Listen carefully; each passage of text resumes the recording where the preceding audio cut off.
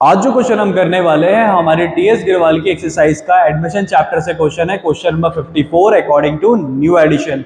बहुत ही अच्छा क्वेश्चन है। इस क्वेश्चन में बस ये है कि हमारे पास दो अलग अलग केसेस दिए गए हैं, केस ए और केस बी। ये जो दो केसेस हैं कैसे कैसे करना है मैं आपको दोनों समझाऊंगा, दोनों अलग अलग तरीके से होने हैं। बस मेथड आपने एक बार सीख लिया तो आपको बहुत इजी लगेगा। अब यहाँ पर मैं आपको कुछ बेसिक्स बता देता हूँ इस क्वेश्चन को करने के लिए। आपको ध्यान रखना है जब भी हमारे पास कभी कोई बैलेंस शीट गिवन हो और बैलेंस शीट में कुछ ऐसा डेटा हो जो पार्टनर्स में डिस्ट्रीब्यूट होता है, जैसे कि लायबिलिटी साइड में जनरल रिजर्व और एसेट साइड में एडवर्टाइजमेंट एक्सपेंडिचर, ये पार्टनर्स में डिस्ट्रीब्यूट होते हैं। तो जब भी हमें इनकी जर्नल एंट्री करनी होती है तो हमें क्या चीज ध्यान रखना है, एक सिंपल सा रूल। जब भी हमारे पास बैलेंस शीट गिवन है तो जो साइड हमारे पे लायबिलिटी वाली है वो हमारे लिए हो गई डेबिट साइड, जो एसेट साइड है वो हो गई हमारे लिए क्रेडिट साइड। तो जब हम जर्नल एंट्री करेंगे और ये जो चीज है पार्टनर से बटने वाली, इनको हम कहाँ लिखते हैं, सेम साइड में लिखते हैं। यानी कि अभी ये लायबिलिटी साइड जनरल रिजर्व कहाँ पर है, डेबिट साइड। तो जब जर्नल एंट्री करेंगे तब भी इसका नाम कहाँ आएगा, डेबिट साइड में आएगा। ठीक है। इसी तरह से जो एसेट्स में हमारे पास क्या है, एडवर्टाइजमेंट एक्सपेंडिचर है, ये कहाँ है, एक तरह से क्रेडिट साइड में है। तो जब हम जर्नल एंट्री करेंगे तो एडवर्टाइजमेंट एक्सपेंसेस कहाँ आएगा, हमारा क्रेडिट साइड में ही आएगा। अपोजिट में क्या आएगा, पार्टनर्स का नाम आएगा। अपोजिट में आएगा सोर्स, कि भाई ये जो पैसा हम किसको बांट रहे हैं, हमारे पार्टनर्स को बांट रहे हैं। तो बस आपने एक छोटी सी चीज ध्यान रखनी है, आपको बस ये छोटा सा चीज को नोट डाउन करके रखना है। ठीक है, कि लायबिलिटी को हम डेबिट समझेंगे, एसेट को हम यहाँ पे क्रेडिट समझेंगे, और जनरल एंट्री करते वक्त ये सेम साइड ही लिखे जाते हैं जो भी इसके अंडर में वैल्यूज होगी। अब पढ़ते हैं हमारे क्वेश्चन, यानी केस ए को। इस क्वेश्चन में क्या क्या लिखा है, कहते हैं हमारे पास दो पार्टनर है, मुरारी और वोरा। इनका शेयरिंग रेशियो भी हमें गिवन है 3:2। और कहते हैं नया पार्टनर कंपनी को ज्वाइन कर रहा है कृष्णा, जो कि एडमिट हो रहा है फॉर द 1/5 शेयर। अब जब ये कंपनी में आ रहा है तो क्या हो रहा है, a claim on account of the workman compensation reserve is estimated for 900। एक क्लेम आ रहा है हमारे पास जो कि कितना है, 900 रुपीज का है। ठीक है। अब ये वर्कमैन कंपनसेशन पे क्लेम आ रहा है। तो पहले मैं आपको बता देता हूँ क्या क्या चीज इसमें से हमारे पार्टनर्स में बटने वाली है। लायबिलिटी साइड को देखें तो हमारे पास जनरल रिजर्व है, ये पार्टनर्स में डिस्ट्रीब्यूट होता है अगर पूरे साल इस्तेमाल नहीं हुआ। तो यहाँ पे कोई जानकारी नहीं है कि पूरे साल इस्तेमाल हुआ या नहीं हुआ, तो बस पूरा का पूरा 30,000 पार्टनर्स में डिस्ट्रीब्यूट करेंगे। कॉन्टिजेंसी रिजर्व्स हैं 2700 रुपए, यानी 2700 रुपीज, ये भी पार्टनर्स में डिस्ट्रीब्यूट होंगे। कॉन्टिजेंसी रिजर्व काफी बच्चों को नहीं पता होगा मतलब, तो उसका मतलब भी बता देता हूँ। ये एक इमरजेंसी फंड होता है जो हम मेंटेन करके चलते हैं। लाइक ऐसे समझ लो कि आपने अपनी गुल्लक में इमरजेंसी के लिए पैसा बचा के रखा था, जब भी आपकी कंपनी में शॉर्टेज आएगी, आपको किसी तरह का नुकसान होगा तो आप वो पैसा वहां पे इस्तेमाल करोगे। तो ये पैसा भी कुछ इसी तरह से है यहाँ पे, कॉन्टिजेंसी रिजर्व। इसके बाद होता है कंपनी में प्रॉफिट एंड लॉस अकाउंट का कुछ पैसा पड़ा है हमारे पास पार्टनर्स को देने के लिए कंपनी का। ठीक है, तो वो क्या है, 18,000 है, यानी 18,000 रुपीज। तो ये भी पार्टनर्स में डिस्ट्रीब्यूट होगा। इसके बाद कहते हैं इन्वेस्टमेंट फ्लक्चुएशन रिजर्व कितना मेंटेन करा है, 9,000। अब ये समझो कि इन्वेस्टमेंट फ्लक्चुएशन रिजर्व क्या है। इन्वेस्टमेंट फ्लक्चुएशन रिजर्व एक ऐसा पैसा हम मेंटेन करते हैं अपने पास, एक तरह से गुल्लक में पैसा जोड़ रहे हैं कि कभी हम इन्वेस्टमेंट करेंगे या किसी चीज में पैसा लगाएंगे और उसमें हमें नुकसान हो जाए, तो हम क्या करेंगे, हमारे इन्वेस्टमेंट फ्लक्चुएशन रिजर्व से पैसा निकालेंगे और उस इन्वेस्टमेंट में जो लॉस हुआ है वहां पर उसे भर देंगे। ठीक है। तो अभी हमारे पास हमारी गुल्लक में कितने रुपए हैं, 9,000 रुपए हैं इन्वेस्टमेंट फ्लक्चुएशन रिजर्व के।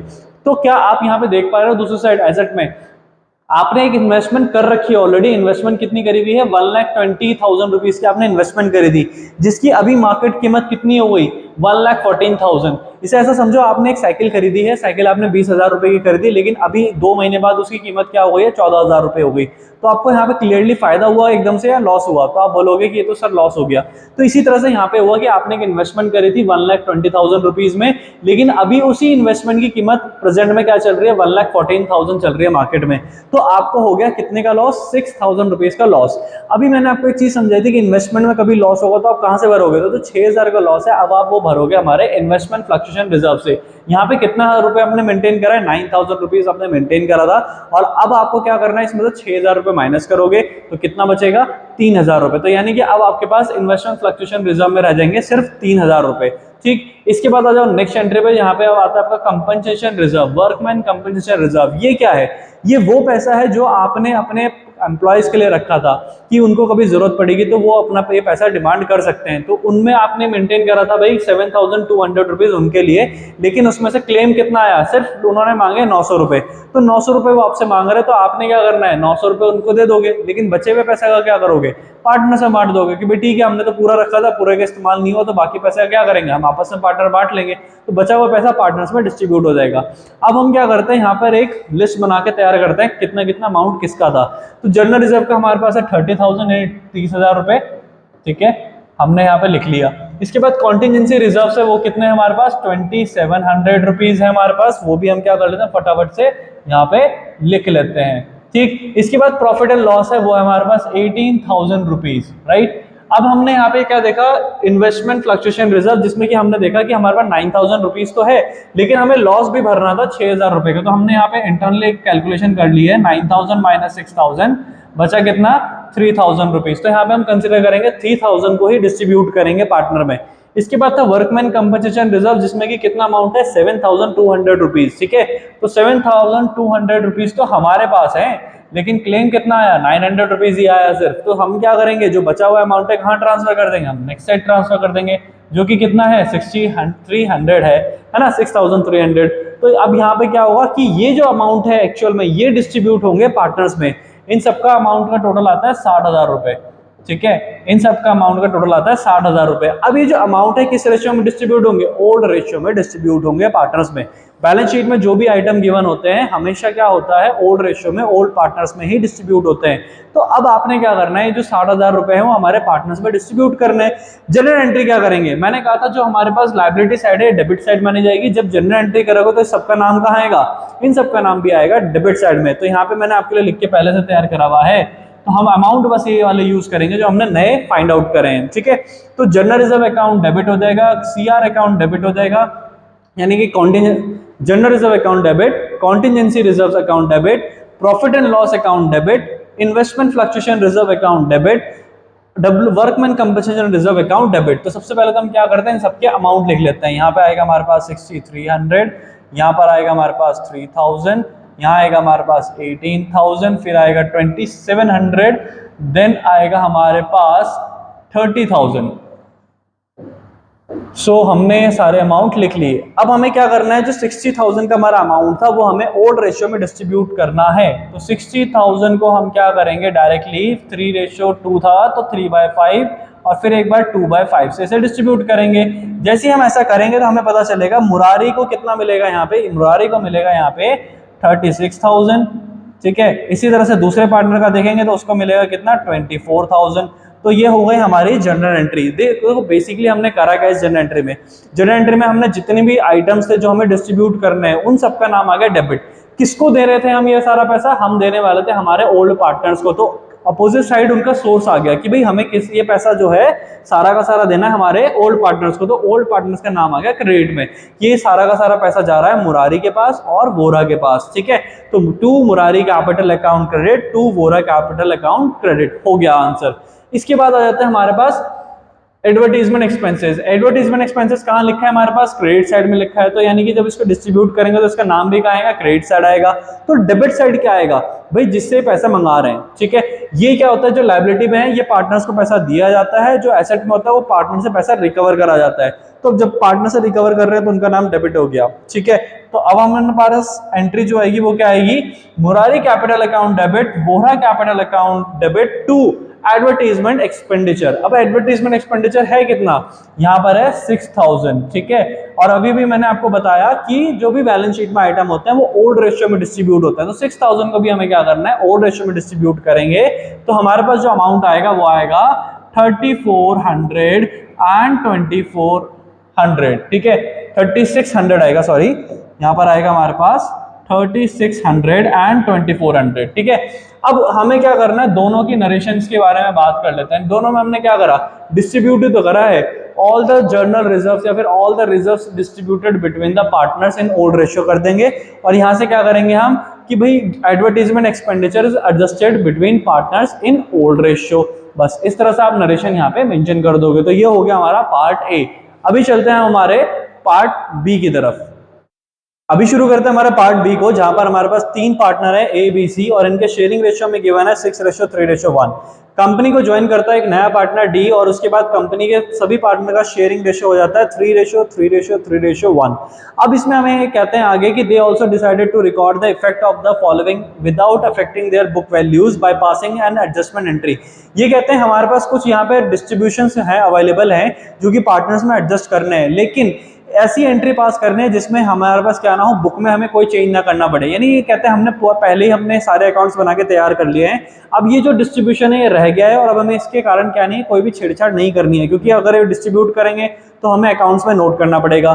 तो एक ऐसी एडजस्टमेंट एंट्री पास करो जिसके थ्रू यहाँ पे सब कुछ सेटल हो जाए, ठीक है, किसके बीच में, पार्टनर्स के बीच में सब कुछ एडजस्ट हो जाए, ठीक है। ये डिस्ट्रीब्यूशन हमें ना दिखाना पड़े कि भाई हम पार्टनर्स में डिस्ट्रीब्यूट कर रहे हैं, जैसे कि general reserve account debit to हमारे ओल्ड पार्टनर्स एबीसी, तो हमें क्या करना है, उनके बीच में एडजस्टमेंट बिठाना है। तो जब ऐसी सिचुएशन बोलते हैं ना ये कभी कि बुक वैल्यू में कोई भी चेंजेस नहीं आने चाहिए, तो हम क्या करते हैं, सेक्रीफाइसिंग रेशियो में एडजस्ट कर देते हैं, ठीक है। तो ये चीज आपने ध्यान रखना है। तो सेक्रीफाइसिंग रेशियो कैसे निकलेगा, old ratio minus new ratio करके निकलेगा, ठीक है। तो अभी हमारे पास क्या चीजें हैं हमारे पास ध्यान रखने के लिए कि हमारे पास क्या क्या अमाउंट है। हमारे पास जो जनरल रिजर्व है वो लायबिलिटी साइड का पार्ट होता है, जो कि कितना गिवन है 1,50,000। कॉन्टीजेंसी रिजर्व है हमारे पास यहाँ पे भी, तो ये वो कितने हैं 60,000 है। इसके बाद प्रॉफिट एंड लॉस दे रखा है 90,000, जिसमें लिखा है क्रेडिट। क्रेडिट का मतलब समझो यहाँ पर क्या होता है, क्रेडिट का मतलब होता है प्रॉफिट, ठीक है। अगर डेबिट लिखा हुआ था मतलब लॉस, ठीक है। तो ये चीज ध्यान रखना। अब जो प्रॉफिट हुआ है कंपनी को, प्रॉफिट एंड लॉस क्रेडिट लिखा और मैं कह रहा हूँ एक्चुअल में प्रॉफिट है, तो वो कंपनी के लिए क्या हुई, लायबिलिटी, क्योंकि कंपनी ने वो पैसा किसको देना है, पार्टनर्स को देना है, तो इसलिए वो लायबिलिटी साइड लिखेंगे। डेबिट साइड लिखा होता है या डेबिट लिखा होता है तो हम उसे लिख देते हैं हमारे एसेट साइड में, ठीक है, क्योंकि वो लॉस है और लॉस का पैसा किससे रिकवर करेंगे, पार्टनर से रिकवर करेंगे, इसलिए कंपनी के लिए वो एसेट बन जाता। इसके बाद बात करते हैं एडवर्टीजमेंट सस्पेंस। अभी मैंने कहा कि अगर डेबिट लिखा हुआ तो कहाँ लिखेंगे, एसेट में लिखेंगे, तो हमने उसे उठा के एसेट में लिख दिया। अब ये कह रहे हैं कि ये सारा कुछ हमें डिस्ट्रीब्यूट करना है। पिछले क्वेश्चन में हमने क्या करा था, जो लायबिलिटी साइड थी उसको हमने डिस्ट्रीब्यूट कर दिया था, डेबिट अकाउंट डेबिट करके और पार्टनर्स में डिस्ट्रीब्यूट कर दिया था, राइट। अभी भी हम वैसा कर सकते हैं, लेकिन उन्होंने एक स्पेशल कंडीशन रखी है कि बुक्स में कोई भी इफेक्ट नहीं आना चाहिए। पिछली एंट्री जो हमने केस ए में करी थी उसमें इफेक्ट्स आ रहे थे, प्रॉपरली पार्टनर्स में जा रहा था, तो हमें सब कुछ वहां पे अकाउंट में प्रॉपर रिकॉर्ड करना पड़ता कि पार्टनर्स को कितना कितना पैसा देना पड़ रहा है। लेकिन अब इन्होंने कहा बुक्स में कोई इफेक्ट नहीं आना चाहिए, तो ऐसे में हम क्या करेंगे, जो पैसा हमने कंपनी ने पार्टनर को देना है वो एक तरफ लिखो और जो पार्टनर से रिकवर करना है वो आप एक तरफ लिख के माइनस कर दो। तो हम यहाँ पे क्या करते हैं, 1,50,000 प्लस 60,000 और प्लस 90,000, इन तीनों का जो टोटल होता है वो होता है हमारे पास 3 लाख रुपीज, ठीक है। ये होता है 3 लाख रुपीज। अब 3 लाख में से हमें जो पैसा, ये पैसा तो क्या करना है, कंपनी ने पे करना है, राइट। अभी क्या करना है, एक पैसा कंपनी ने लेना भी है, तो हम क्या करते हैं, उसको माइनस कर देते हैं। तो फाइनली हमें पता चल जाएगा कि कंपनी ने पैसा पे करना है या फिर रिसीव करना है। तो यहाँ पर जो अमाउंट ग्रेटर निकल रही है वो आ रही है 1,80,000, किसकी, कि भाई कंपनी ने अभी भी क्या करना है, 1,80,000 रुपए देने हैं। तो हम क्या करते हैं, 1,80,000 अभी हम ये दिमाग में रखते हैं और एक एडजस्टमेंट करते हैं फटाफट से। वो भी एडजस्टमेंट किस चीज की, सेक्रीफाइसिंग रेशियो फाइंड आउट करने के लिए, सेक्रीफाइसिंग रेशियो में फाइंड आउट करना है। लेकिन बस ये अमाउंट आपने ध्यान रखना है 1,80,000 का, ठीक है। तो मैं यहाँ पे क्या करने वाला हूँ, लिख लेते हैं यहाँ पे। तो हमारे पास सेक्रीफाइसिंग रेशियो में फाइंड आउट करना है और हमें क्या करना है, यहाँ पे 3:2 हमारा, सॉरी 6:3:1 हमारा ओल्ड रेशियो था। तो हम यहाँ पे फाइंड आउट करते हैं हमारे किसके लिए, पार्टनर ए के लिए, ठीक है, जो कि ओल्ड रेशियो माइनस न्यू होगा, तो यहाँ पे कितना आ जाएगा, 6/10 आ जाएगा। फिर इसका जो न्यू रेशियो है वो कितना था हमारा, 3/10, ठीक है। तो यहाँ पे हम करते हैं फटाफट से 3/10। फिर इसी तरह से हम बी के लिए कैलकुलेट कर लेंगे, जो कि कितना होगा, 3/10 माइनस अगेन 3/10। फिर थर्ड पार्टनर है हमारे पास जो कि कितना है, 1/10 माइनस करेंगे यहाँ पे 3/10 उसका भी। तो सबका क्या करते हैं, फटाफट से सेक्रीफाइसिंग रेशियो फाइंड आउट करते हैं। तो पहले पार्टनर का जो सेक्रीफाइसिंग रेशियो है उसको फाइंड आउट करते हैं, तो कितना आएगा हमारे पास, ये आएगा 3/10, ठीक है। इसके बाद दूसरे का आएगा यहाँ पे 0/10, यानी 0 ही हो गया, ठीक है। इसके बाद तीसरे वाले का क्या आएगा हमारे पास, फटाफट से वो भी देखते हैं, ये आएगा हमारे पास 2/10। अगर किसी को डाउट है कि कैसे सॉल्व करना तो वो भी बता देता हूँ। यहाँ पे हम क्या करेंगे, कॉमन एलसीएम निकालेंगे, ठीक है, कि 10, और उसके बाद देखेंगे कि भाई 10 के टेबल में कितना 1 टाइम जा रहा है, राइट, और यहाँ पे 3, तो ये आ जाएगा हमारे पास 2/10। लेकिन आपने ध्यान दिया हो तो ये माइनस का 2/10 आ रहा है, राइट। तो माइनस का 2/10 आने का क्या मतलब है कि ये पार्टनर भी क्या कर रहा है, गेन कर रहा है। माइनस में आने का मतलब ये पार्टनर गेन कर रहा है। तो कंपनी में एक नए पार्टनर के आ जाने से हमारा पुराना पार्टनर सी भी क्या कर रहा है, गेन कर रहा है। कितना गेन कर रहा है, 2/10 गेन कर रहा है। मतलब जो नया पार्टनर आ रहा है वो तो क्या करने वाला है, यहाँ पे करने ही वाला है डेफिनेटली। कितना हिस्सा, यहाँ पे नए पार्टनर से भी हम यहाँ पे पैसा रिकवर करेंगे। ध्यान रखिएगा, जो 1,80,000 है उसका 1/10 शेयर हम यहाँ पे क्या करेंगे, रिकवर करेंगे, ठीक है। तो 1/10 यहाँ पे कितने के लिए आ रहा है, वो 1/10 के लिए आ रहा है। तो हम क्या करें, 1/10 इंटू 1,80,000, राइट। तो हमें पता चला कि जो नया पार्टनर आएगा वो कितना देगा, 18,000 पे करेगा। लेकिन यहाँ पे हमारा एक ओल्ड पार्टनर भी यहाँ पे गेन कर रहा है, तो इस पार्टनर जो गेन कर रहा है इससे भी हम क्या करेंगे, हम यहाँ से रिकवर करेंगे। तो 2/10 इंटू 1,80,000 करके करेंगे तो हमारे पास आ जाएगा यहाँ पे 36,000। ठीक है, सो हमारा नया पार्टनर डी पे करेगा 18,000 और पुराना पार्टनर को भी पे करना पड़ रहा है, कितना हमें पे करना पड़ रहा है उसको, हमें 36,000। लेकिन पे किसे कर रहे हैं, ये दोनों मिलके, ये दोनों मिलके पे कर रहे हैं 3/10 टू ए। तो 3/10 जो मिल रहा है वो किसको मिल रहा है, ए को मिल रहा है। तो हम यहाँ पे एक जनरल एंट्री पास करेंगे और फिर लास्ट में एक आपको और चीज भी समझाऊंगा कि यहाँ पे डी को पे क्यों करना पड़ रहा है, जो नया पार्टनर है उसे क्यों पे करना पड़ रहा है। ठीक है, तो यहाँ पर क्या हुआ कि हमने फाइंड आउट करा कि डी कितना पे करेगा, 18,000 पे करेगा, राइट। तो हमने कहा कि डी करंट अकाउंट डेबिट, जो भी पार्टनर पे करेगा उसका नाम डेबिट और जो रिसीव करेगा उसका नाम क्रेडिट। ठीक है, तो यहाँ पे D account current account debit. अच्छा, करंट क्यों लिख रहे हैं, क्योंकि क्वेश्चन में हमें कहा गया था लास्ट में कि एडजस्टमेंट एंट्री जो भी हम करेंगे वो पार्टनर से करंट अकाउंट से एडजस्ट करनी है। तो हम यहाँ पे डी करंट अकाउंट डेबिट, फिर सी करंट अकाउंट डेबिट आएगा हमारे पास 36,000 और फिर फाइनली इनका जो टोटल है 54,000 वो हम यहाँ पे लिख देंगे। ठीक, ए करंट अकाउंट करके, तो D current account debit, C current account debit to A current account credit करके हमने अमाउंट लिख दिया। नरेशन में हम यहाँ पे क्या लिखेंगे, हमने क्या करा है, हमने करा है being all reserves and losses adjusted. ठीक है, हमने ये करा है। अब यहाँ पे ये समझो कि हमें न्यू पार्टनर से पैसा क्यों लेना पड़ रहा है। देखो हमने क्या करा, कंपनी में कोई भी हमने क्या नहीं करना था, इनके अकॉर्डिंग इन्होंने कहा था they also decided to record the effect following without affecting the book value by passing the adjustment.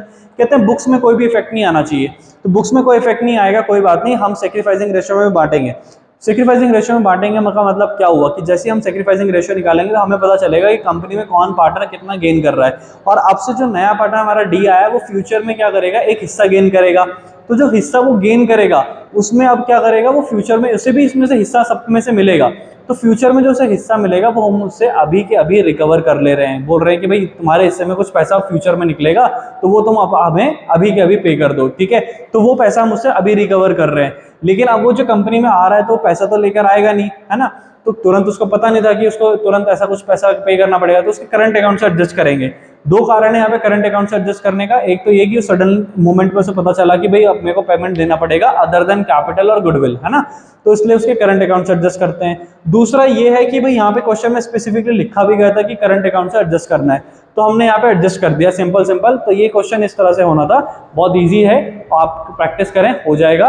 Hope करता हूँ समझ में भी आया होगा। समझ में आया तो वीडियो को लाइक करें, शेयर करें, अपने फ्रेंड्स के साथ शेयर करें, बताएं कि टीएस ग्रेवाल के जो सॉल्यूशन है चैप्टर वाइज एक्सप्लेनेशन के साथ आपको मिलते हैं इस चैनल पे। चलिए फिर मिलेंगे हमारे नेक्स्ट क्वेश्चन में।